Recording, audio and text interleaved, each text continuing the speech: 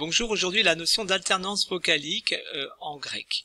Cette alternance vocalique est un phénomène indo-européen qui remonte donc à la langue primitive et c'est un principe de construction des conjugaisons et des déclinaisons.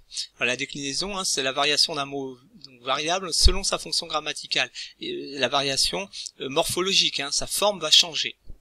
La forme change soit en termes de timbre, et au A, ou en termes de quantité, voyelle brève, voyelle longue. Cette alternance peut varier à l'intérieur des mots et affecter différentes parties du mot. Le radical, l'ego logos, je lis le discours, et o, le suffixe, logos, logismos. Vous voyez que nous changeons de nom commun en changeant le suffixe et en même temps nous n'avons pas la même voyelle qui suit le radical, omicron, iota. Soit la désinence. À l'intérieur notamment des déclinaisons, nous avons le passage de la fonction sujet à la fonction apostrophe, logos, logé.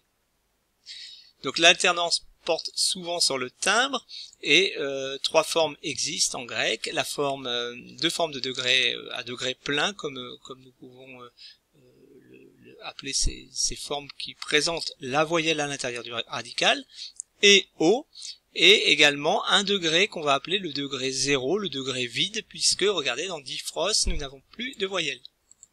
Fer, for, f, r, son, fr, diphros.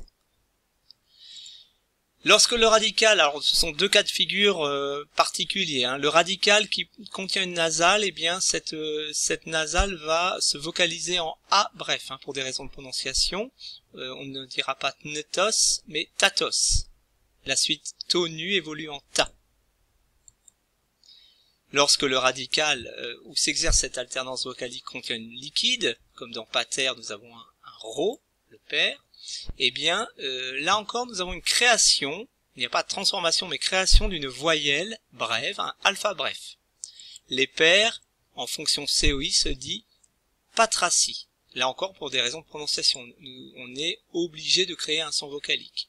Donc, epsilon, propatores, omicron, et patraci, création d'un alpha bref d'appui.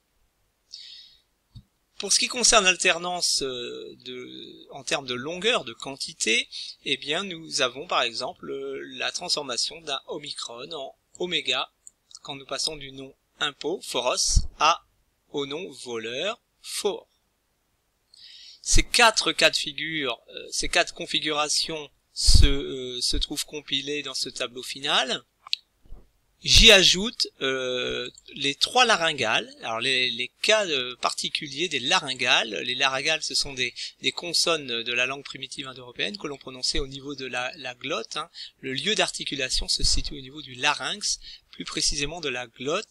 Et ces laryngales n'ont pas évolué autrement qu'en son vocalique. C'est-à-dire qu'en grec, au degré 0 du radical, elles ont évolué en epsilon, alpha, omicron, titété, vous posez, faté, vous parlez, didoté, vous donnez.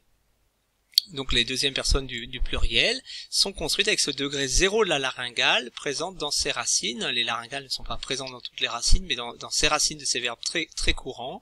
Et donc elle s'est transformée, la laryngale 1 s'est transformée en E bref, la 2 en A bref, et la 3 en O bref. Et alors pour vous montrer qu'il y a alternance vocalique et que cette alternance vocalique sert à créer des conjugaisons, eh bien je vous ai indiqué les formes de la première personne du singulier de ces mêmes verbes. Je pose, je parle, je donne, titémi, fémi, didomi. Vous voyez que le eta sert à la fois, sert tantôt à marquer un et long, tantôt à alpha long.